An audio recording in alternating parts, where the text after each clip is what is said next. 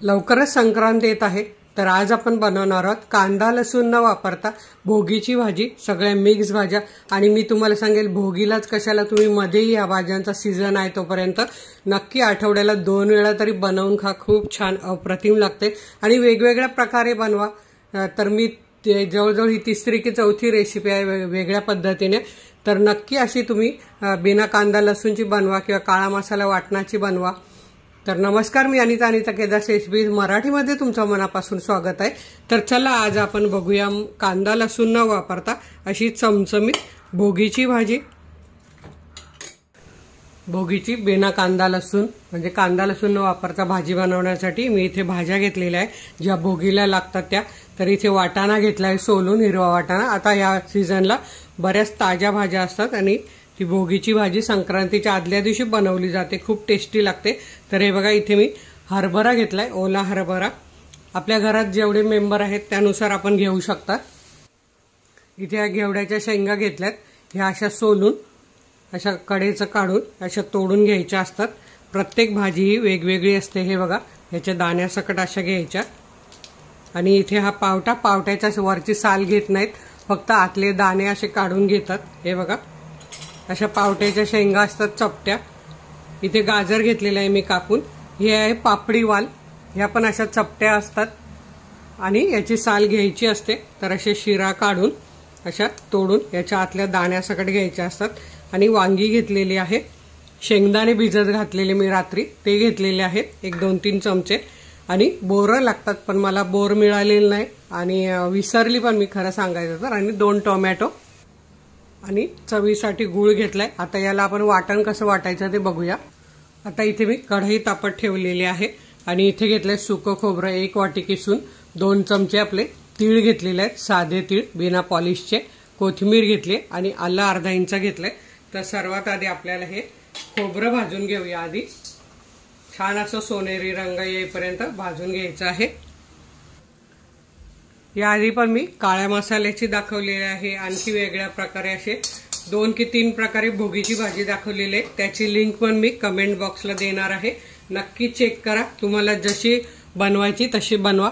तर आता म्हटलं बरेच जण कांदा लसूण खात नाही देवाला नैवेद्य दाखवताना, तर म्हणून मी ही बिना कांदा लसूण तुम्हाला दाखवत आहे। खोबरं छान सोनेरी रंगावर भाजून झालं, आता मी काढून घेते आणि तीळ भाजून घेऊया। आता इथे आपण तीळ घालूया, तीळ भाजून घेऊया। आणि तीळ चटचट उडायला लागल्यावर खसखसची वाटी माझी बाजूला राहिलेली 1 चमचा खसखस घालायची आहे। तर हे बघा, तीळ चटचट उडायला लागले, खसखस घालून घेऊया आणि अर्धा मिनिटात हे काढून घेऊया। आता मिक्सरच्या भांड्यात आधी आपल्याला तीळ आणि खसखस फिरवून घ्यायची आहे, थंड झालेला आहे। तीळ खसखस बारीक झाल्यावर आपल्याला खोबरं घालायचंय आणि हे छान आपल्याला बारीक करून घ्यायचं आहे। आता आपल्याला हे आल्याचे असे तुकडे करून घालायचे आणि कोथिंबीर घालायची आणि हे सगळं वाटून घ्यायचं, पाणी घालायचं नाही।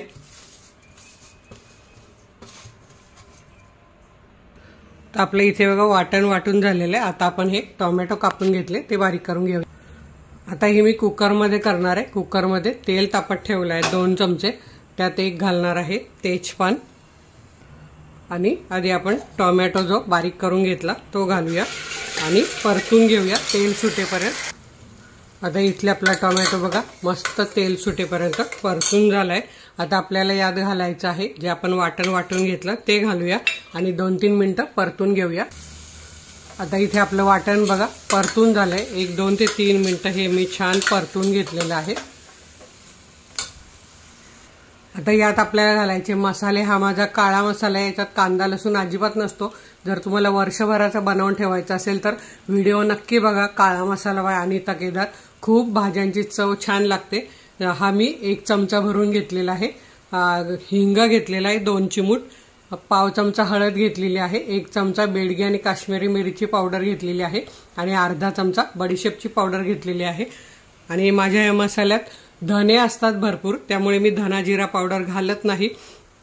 तुमच्या जर मसाल्यात नसेल जास्त तर तुम्ही नक्की घालू शकता। आता आपण हे मसाले परतून घेऊया आणि परतताना काय करायचं, भाजीला जेवढं मीठ लागेल तेवढं आपण या मसाल्यात घालून घेऊया, त्यामुळे मसाला छान परतला जातो। आता हे मी सगळं परतून घेते। मसाल्याचा सुगंध मस्त सुटलाय आणि इथे तुम्ही बघू शकता आपलं वाटण किती छान झालेलं आहे। आता आपल्याला यात एक एक करून सगळ्या भाज्या घालून घ्यायच्या आहेत। आधी मी मटार घालून घेतला आहे, वांगी मी बाजूला काढून घेते। वांगी कशी घालणार आहे ते मी सांगते। एकीकडे मी पाणी पण गरम करायला ठेवलंय। आता या सर्व भाज्या घालून घेते मी। तुम्हाला जशा आवडतात भाज्या तशा तुम्ही कमी जास्त करून घालू शकतात। शेंगदाणे पण घालून घ्यायचे आहेत आपल्याला। आता या भाज्या छान या मसाल्यात आपण मिक्स करून घेऊया।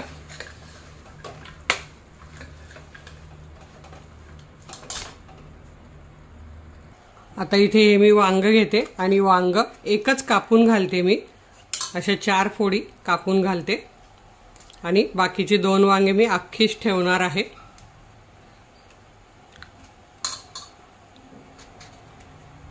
तर असं वांग लगेच कापून लगेच घालायचं। याच्या अशा 4 फोडी करते आणि हे बघा असं अख्खाच्या अख्खा मी वांग घालते, कारण मला असं वांग आवडतं। आता 1 मिनिटभर या भाज्या परतून घेते। आता भाज्या आपल्या मसाल्यात परतून झाल्या आहेत। तुम्हाला जर सुक्की भाजी करायची असेल तर कमी पाणी घाला, पण मी भाकरी बरोबर आमच्याकडे खाल्ली जाते, त्यामुळे मी इथे बघा गरम पाणी घालते आहे। म्हणजे गरम पाण्याने तर्री छान येते। तर जसा आपल्याला रस्सा पाहिजे भाजीचा तेवढं आपल्याला पाणी घालायचे। हे मी साधारण 3 कप पाणी घातलेलं आहे।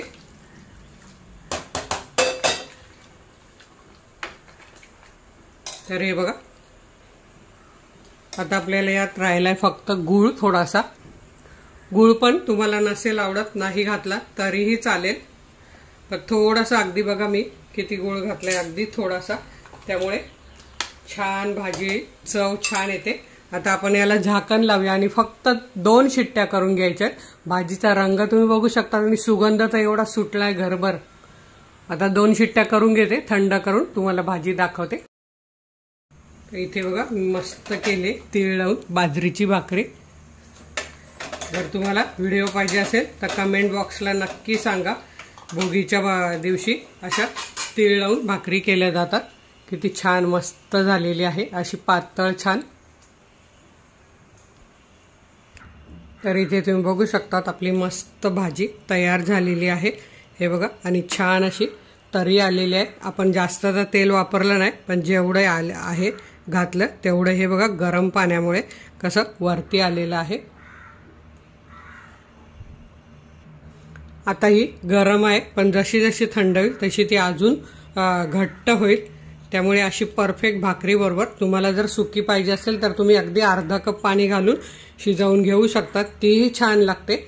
तर तुम्ही सुद्धा अशी भाजी नक्की करून बघा आणि सोबत अशा तीळ लावून मस्त बाजरीची भाकरी किंवा तुम्ही ज्वारीची करा किंवा तांदळाची करा किंवा चपाती करा, कशाबरोबरही ही भाजी खूप छान लागते। या भोगीच्या दिवशी नक्की बनवा। व्हिडिओला लाईक करा, आपल्या मित्रमैत्रिणींना शेअर करायला विसरू नका। तर वेळ काढून व्हिडिओ बघितल्याबद्दल तुमचे मनापासून धन्यवाद। अशाच माझ्या छान छान रेसिपी बघा, बनवा, खा आणि हेल्दी राहा। धन्यवाद।